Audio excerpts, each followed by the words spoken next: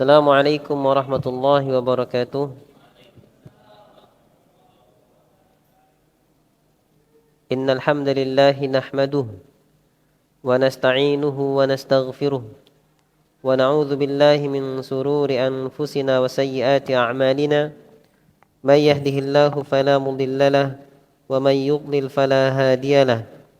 Wa ashhadu an la ilaha illallah wahdahu la syarika lahu wa ashhadu anna Muhammadan abduhu wa rasuluhu la nabiyya ba'dah. Allahumma salli ala Muhammad wa ala ali Muhammad wa man tabi'ahum bi ihsanin ila yaumil qiyamah. Ya ayyuhalladzina amanu taqullaha haqqa tuqatih wa la tamutunna illa wa antum muslimun.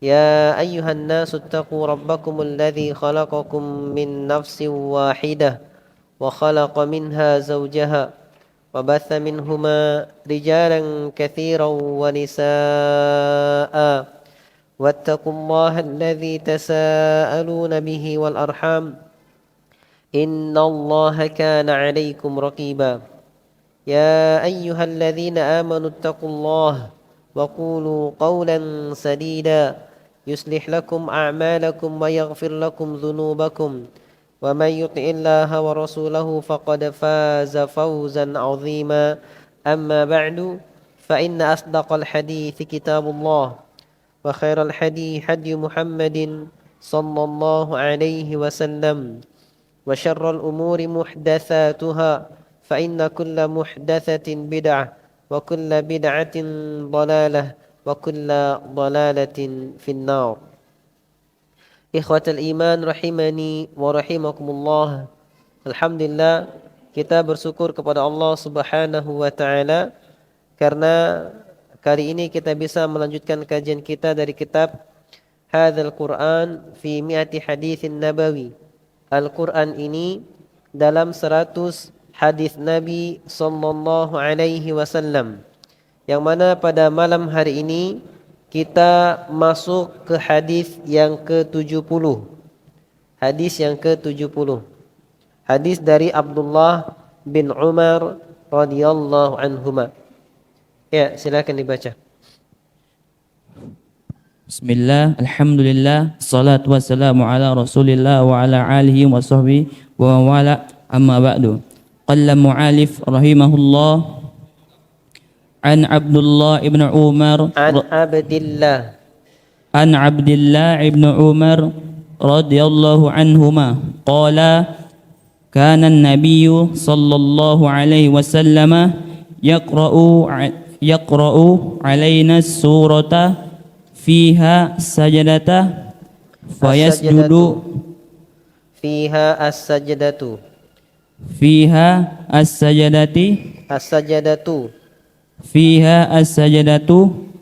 فيسجد ونسجد حتى ما يجد أحدنا موضع جبهته رواه البخاري. Masya Allah, ahsanta. Ya, hadis ini adalah hadis dari Abdullah bin Umar radhiyallahu anhuma. Semoga Allah meridai keduanya, meridai Abdullah bin Umar bin Khattab radhiyallahu anhuma, meridai Abdullah dan meridai Umar bin Khattab radhiyallahu anhuma. Qala, dia berkata, Abdullah bin Umar bin Khattab radhiyallahu anhu berkata, kana an-nabiyyu sallallahu alaihi wasallam yaqra'u alaina surata. Dahulu Nabi sallallahu alaihi wasallam pernah membacakan kepada kami suatu surat, fiha as-sajdatu, yang mana dalam surat tersebut yang Nabi baca ada as-sajdah, ada ayat sajadah. Ya, ada ayat sajadah. Sajadah, as-sajdatu itu dari kata asalnya sin jim dal, sajada, yasjudu sujudan. Ya, maka dari kata-kata sujud, as-sajdah adalah sujud. Maka Nabi pernah suatu hari membaca ayat dalam salatnya, membaca surat yang ada ayat sajdahnya.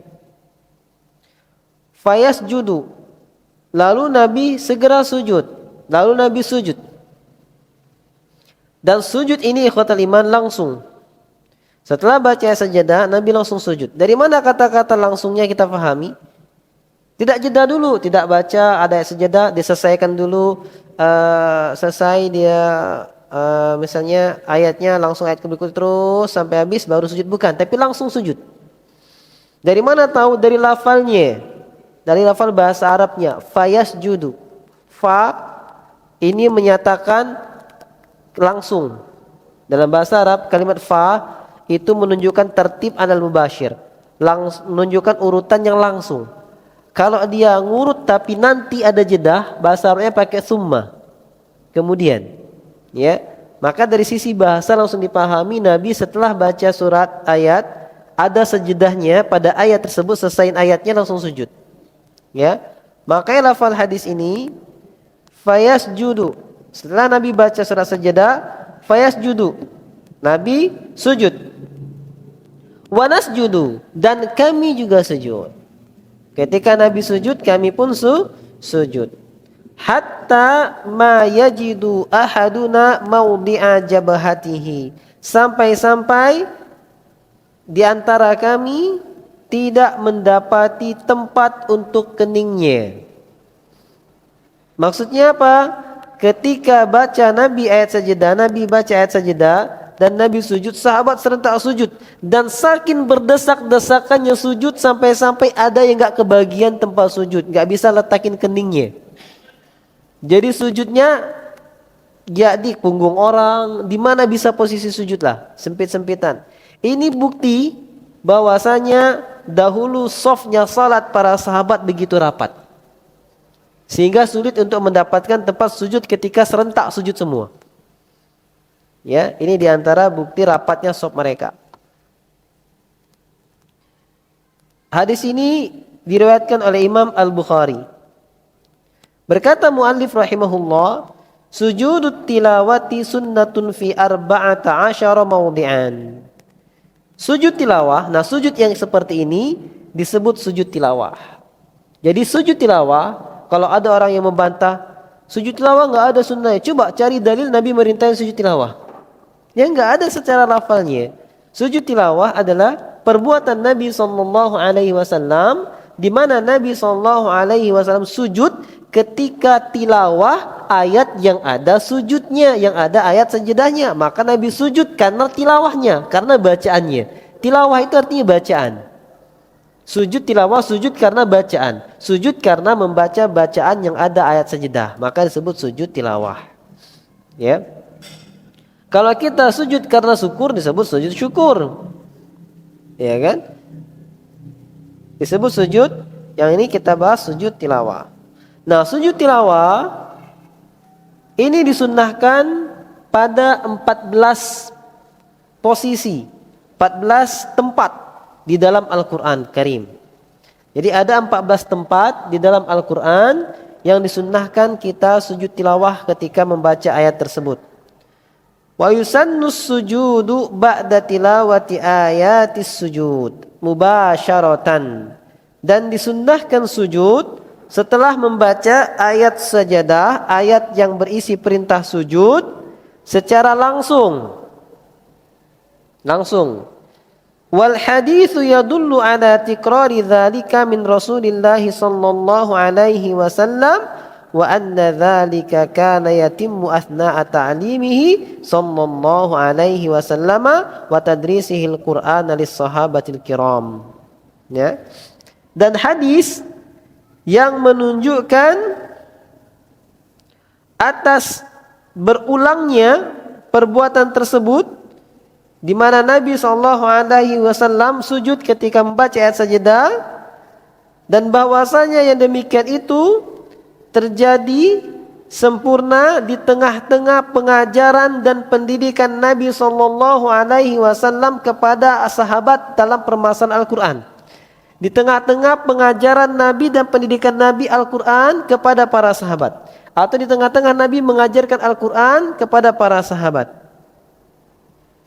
wa hum haulahu muzdahimin, yang mana ya sahabat pada waktu tersebut itu berdesak-desakan. Jadi ini ada gambaran lagi, ikhwatul iman. Jadi Nabi SAW mencontohkan sujud tilawah tidak hanya pada salat. Ketika pada salat jelas ada posisi sujud masing-masing. Tapi Nabi mengajarkan sujud tilawah setiap baca surat atau ayat yang ada lafal sajadahnya.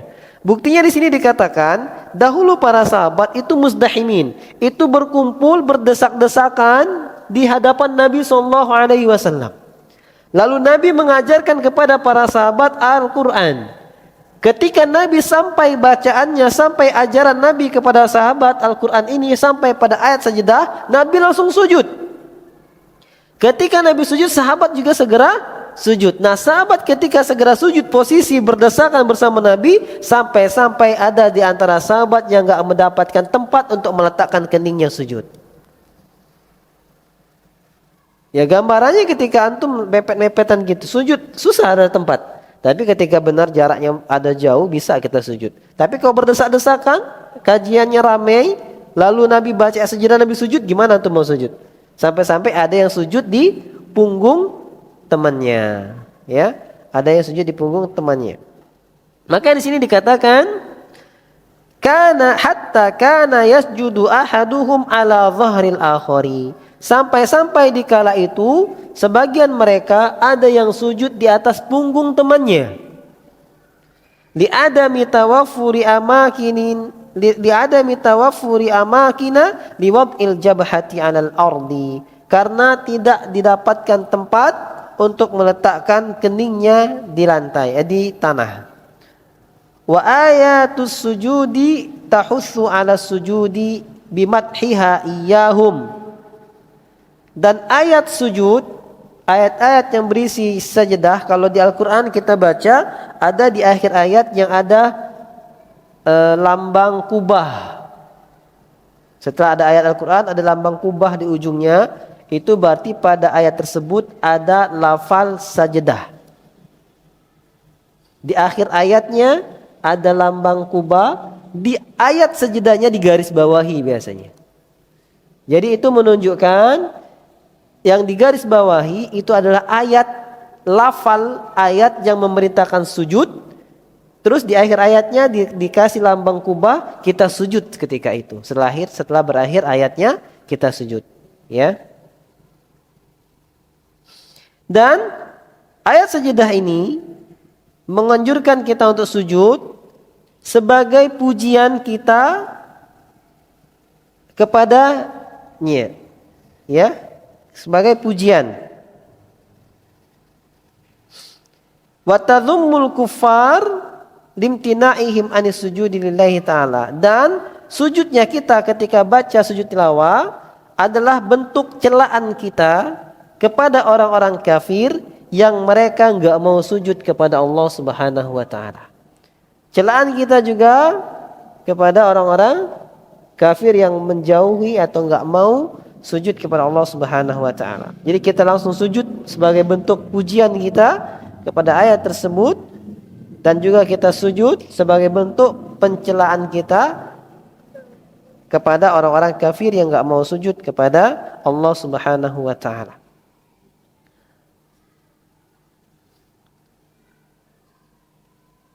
Al-mithal al-ula. Ini misal ayat yang pertama di antara ayat sajadah, firman Allah Subhanahu wa taala, "Idza yutla 'alaihim yakhirruna lil adqani sujada wa yaquluna subhana rabbina in kana wa'du rabbina lamaf'ula."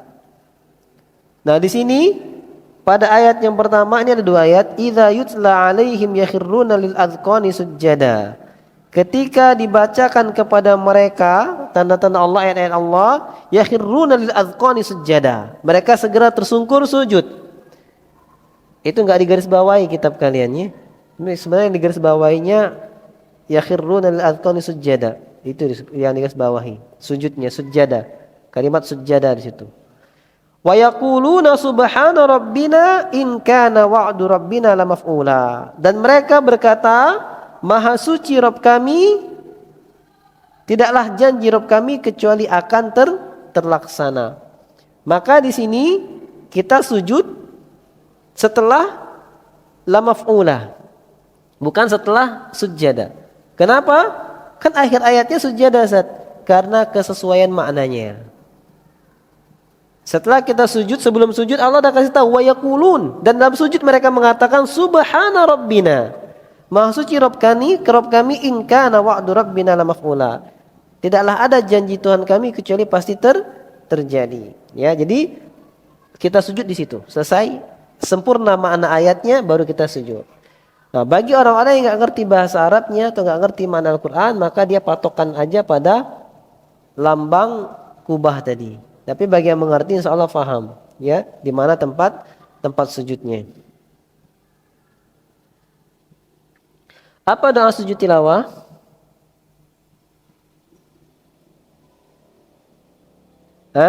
Apa doa sujud tilawah? Pertanyaan ini nanya, tapi sekaligus negur. Berarti kalau nggak bisa jawab, selama ini nggak pernah sujud tilawah. Apa doa yang dibaca ketika sujud tilawah? Sajada wajhiya lilladzi khalaqahu wa sawwarahu wa syaqqa sam'ahu bihaulihi wa quwwatihi. Ada lagi yang menambah wa tabarakallahu ahsanul khaliqin, ya. Sajada wajhiya lilladzi khalaqahu, telah bersujud wajahku kepada Allah zat yang telah menciptakannya, wa sawwarahu, dan telah membentuknya, wa syaqqa sam'ahu, dan memberikan pendengarannya, bihaulihi wa quwwatihi, dengan kekuatan dan dayanya Allah Subhanahu wa taala. Sudah sampai situ ada. Ada yang menambahkan dalam lafal hadis yang lain, wa tabarakallah, dan maha suci Allah ahsanul khaliqin, sebaik-baik pencipta.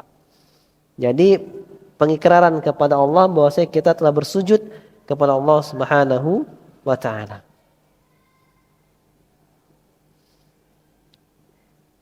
Ustaz hafal tapi lupa karena nggak diulang. Kok bisa nggak diulang? Karena setiap kali baca ayat sajadah nggak pernah sujud, jadi nggak diulang. Enggak Ustaz, aku demi Allah ketika baca surat sajadah mesti sujud. Berarti jarang baca Quran. Kenapa? Karena nggak pernah ketemu ayat sajadah. Kalau baca Quran pasti ketemu, minimal sekali khotam 14 kali ketemu.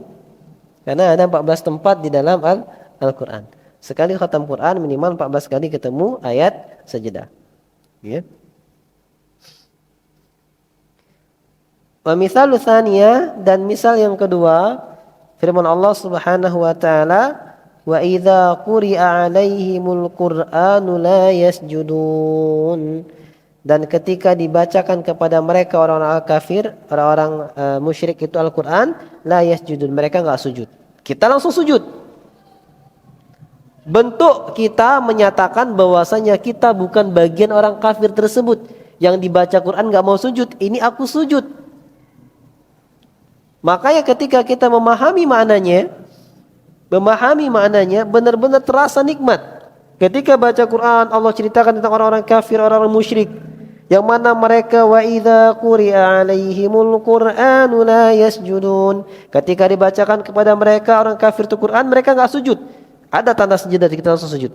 Ini ya Allah, saya beda. Saya bukan orang kafir. Saya orang mukmin, orang muslim yang berserah diri, dan saya sujud ketika dibacakan ayat Al-Quran.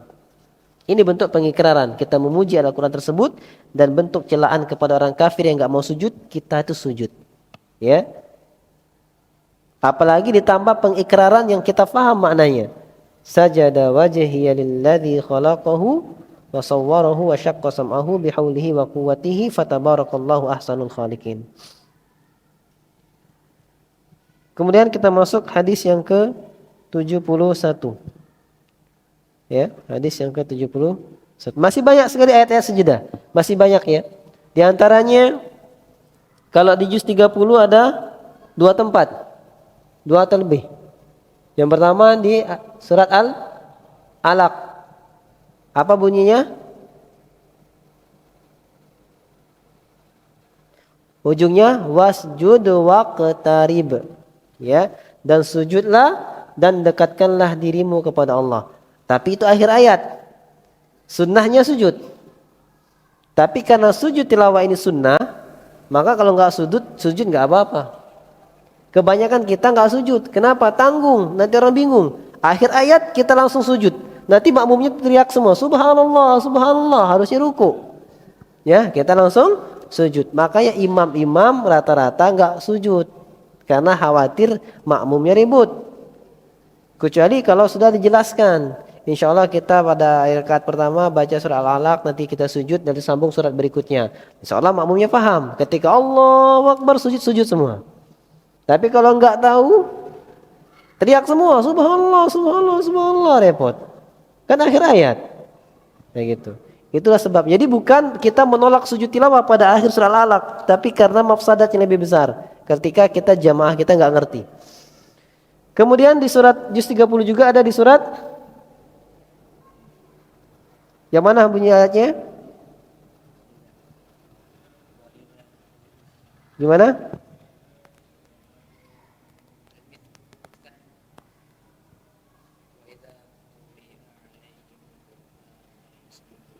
Gimana?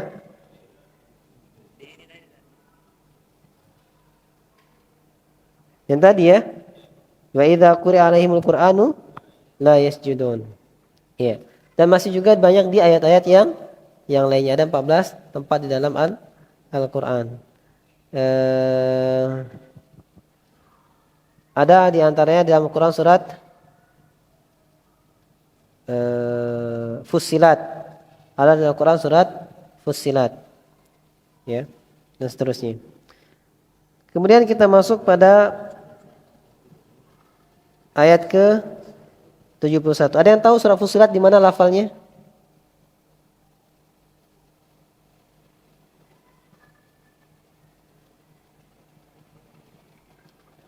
Nah, tak tahu. La tasjudu lisyamsi wala lilqamar wasjudu lillahi alladhi khalaqahunna in kuntum iyyahu ta'budun. Sujud. Janganlah kalian sujud kepada matahari dan bulan, tapi bersujudlah kepada Allah yang telah menciptakan keduanya. Jikalau kamu benar-benar hanya sujud kepada Allah semata, sujud. Terus amin ayati dan tanda-tanda kebesaran Allah dan selanjutnya, ya. Itu enak kalau di surat Fussilat. Kemudian kita masuk hadis yang ke-71. An Abi Sa'idin Al-Khudri, masih bisa baca? Ya, silakan, fadhal. An Abi Sa'idin Al-Khudri radhiyallahu anhu qala qara'a Rasulullah sallallahu alaihi wasallam wa huwa 'alan minbaru surata Sad falamma balagha sajadata nazala fasajadan nasu ma'ahu falamma kana yauma akhir atau yauma akhir nam qara'aha fabalagha sajadata tashazzana an-nasu lis-sujudi faqala Rasulullah sallallahu alaihi wasallam innama hiya taubatan nabiyyi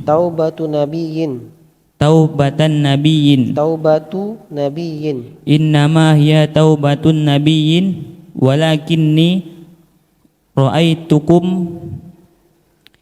tashazzantum lis-sujudi fanazala fasajada wasjudu rawahu Abu Dawud.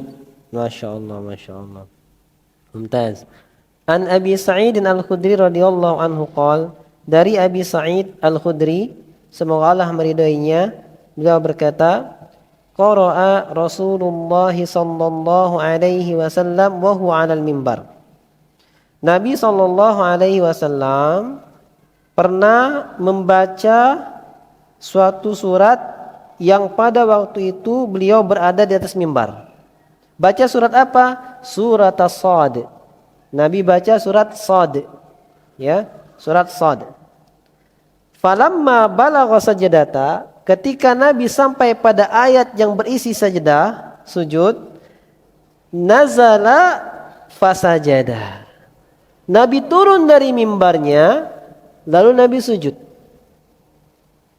Ini dalil lagi bahwasanya sujud tilawah dikuatkan lagi tidak hanya ditekankan ketika membaca ayat tersebut dalam salat, namun membaca di luar salat pun tetap disunnahkan sujud.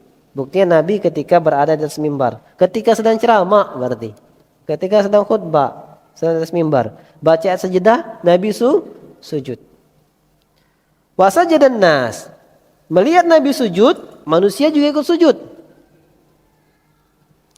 Ada enggak di zaman sekarang yang mempraktekkan? Heboh masjid, lagi khutbah Jumat, bawa ayat sajadah, turun tuh khotib, sujud ke bawah, ribut jamaah.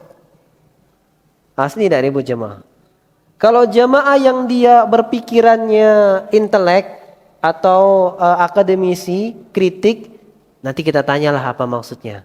Tapi kalau jamaah yang kolot atau jamaah yang lebih mengedepankan adat atau lebih mengedepankan budaya, kebiasaan, langsung vonis. Ustaz jangan diajak lagi, bawa aliran sesat. Masa ada hampir khutbah sujud? Aliran dari mana tuh? Padahal dia tidak sampai ilmunya, tapi langsung memvonis, ya gitu. Nah, karena mafsadatnya lebih besar daripada manfaatnya, untuk zaman sekarang yang kebanyakan manusia masih tidak mengetahui seputar permasalahan ilmu agama, maka kebanyakan khotib-khotib di mimbar ketika baca sajadah pun enggak sujud. Bukan berarti dia enggak tahu sunnahnya, tapi dia menolak mafsadat lebih besar, lebih didahulukan daripada menggapai manfaat. Ini adalah kaidah fikhiyah. Apa kaidah fikhiyah? Kaidah fikhiyah mengatakan tarkul mafasid aula min jalbil masalih. Menolak kerusakan lebih didahulukan daripada menggapai manfaat. Jadi kaidah ini dikaitkan ketika kita bingung mengambil sikap. Ada suatu perbuatan, kalau kita lakukan akan ada manfaatnya, tapi ada juga mudaratnya. Dan mudarat dan manfaat ini sama besarnya. Antara mudarat, kerusakan dan manfaat sama besarnya. Maka pada kondisi tersebut berlaku kaidah fikhiyah tarkul mafasid aula min jalbil masalih. Meninggalkan kerusakan lebih didahulukan daripada menggapai manfaat. Berarti tidak usah, lebih baik kita tolak kemudaratan ini daripada manfaat yang sama besarnya. Nah, kalau suatu kasus manfaatnya ada, mudaratnya ada, tapi mudaratnya lebih kecil, manfaatnya lebih besar, maka kerjakan. Karena manfaatnya lebih besar. Kalau seandainya ada suatu perbuatan, mudaratnya ada lebih besar daripada manfaatnya, maka ditinggalkan. Karena mudaratnya lebih besar. Yang sama besar aja ditinggalkan, apalagi lebih besar mudaratnya, maka ditinggalkan. Nah, kaidah inilah juga yang menguatkan haramnya miras dan perjudian. Kok bisa? Allah bilang dalam Al-Quran, yas'alunaka 'anil khamri wal maisir. Mereka bertanya kepadamu tentang khamar, minuman keras yang memabukkan, dan perjudian. Yas'alunaka 'anil khamri wal maisir qul fihima itsmun kabirun wa manafi'u linnas wa itsmuhuma akbaru min naf'ihima. Katakanlah pada keduanya, pada khamar dan judi, ada dosa dan ada dosa yang besar dan ada manfaat bagi manusia. Akan tetapi dosanya lebih besar daripada manfaatnya. Maka secara kaidah dosa lebih besar daripada manfaat, maka ditolak, diharamkan. Sama besar aja nggak boleh, apalagi lebih besar dosanya. Maka jadinya diharamkan khamar dan perjudian. Jadi kalau ada bilang, kenapa khamar dilarang? Kan bisa ngangkatin badan. Kenapa berjudi dilarang? Kan bisa cepat dapat uang. Allah dah bilang pada khamar dan judi ada manfaat. tapi lebih besar dosanya pada manfaatnya, makanya diharamkan. Jadi jangan beranggapan diharamkan karena nggak ada manfaat. Bukan, ada manfaatnya, tapi tetap keburukannya lebih besar daripada manfaatnya, makanya jadi haram.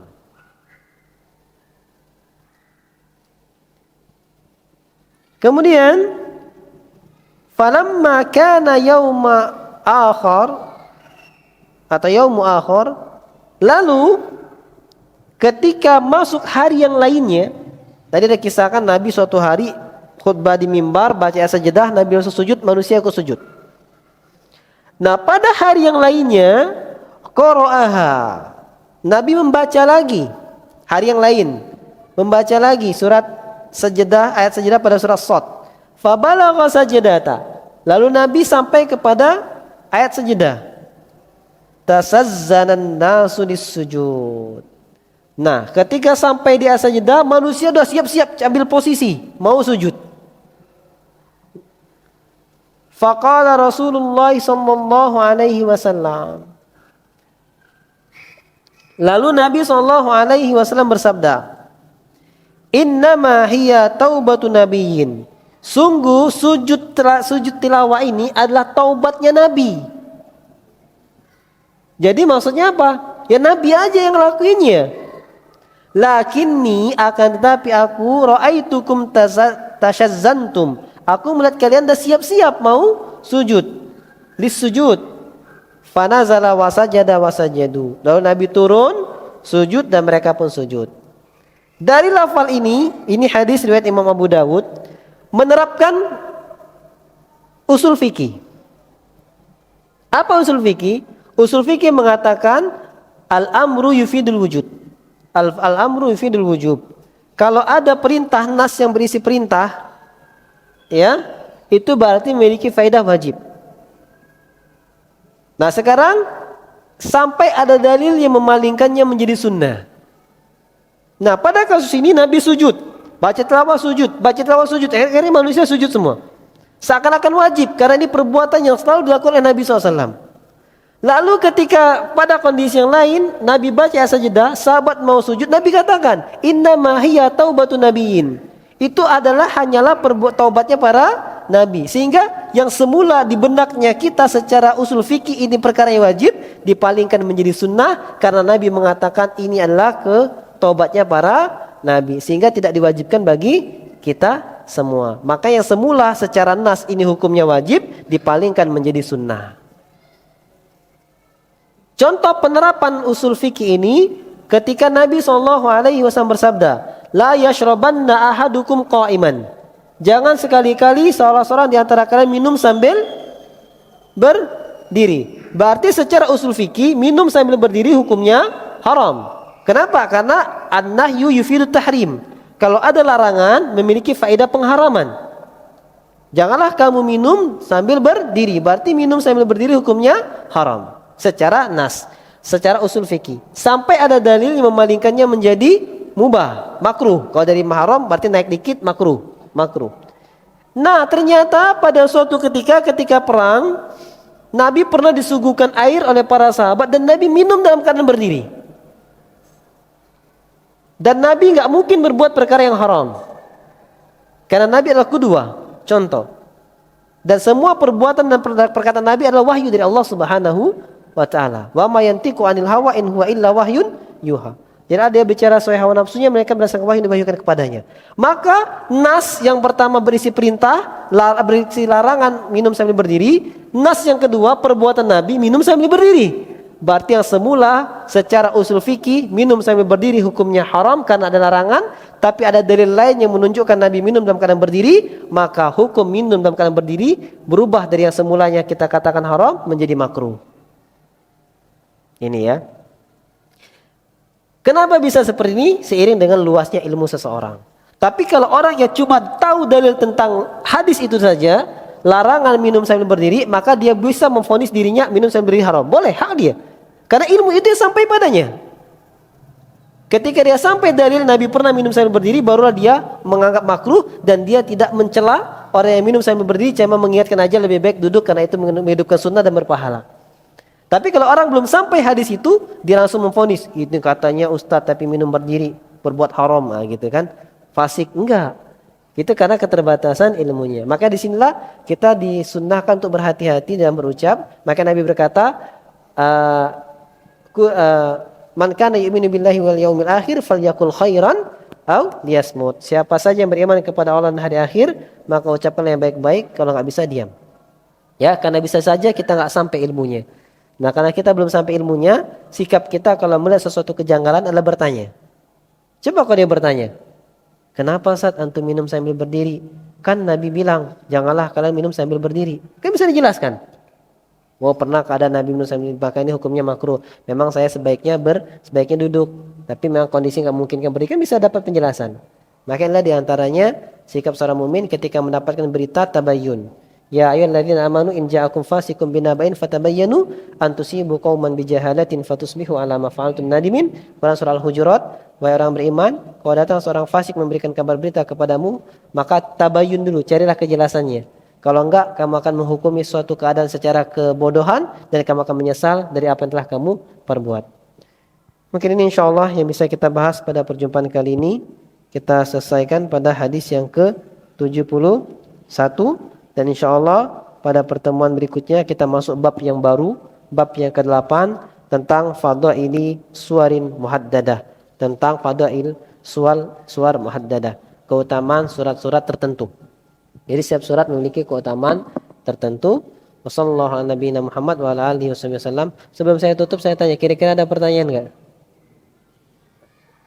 Kalau ada pertanyaan kita lanjut setelah azan, kalau enggak ada pertanyaan kita cukupkan. Enggak ada ya? Subhanakallahumma bihamdika asyhadu an la ilaha illa anta astaghfiruka wa atubu ilaik. Wa akhiru da'wana alhamdulillahirabbil alamin. Assalamualaikum warahmatullahi wabarakatuh.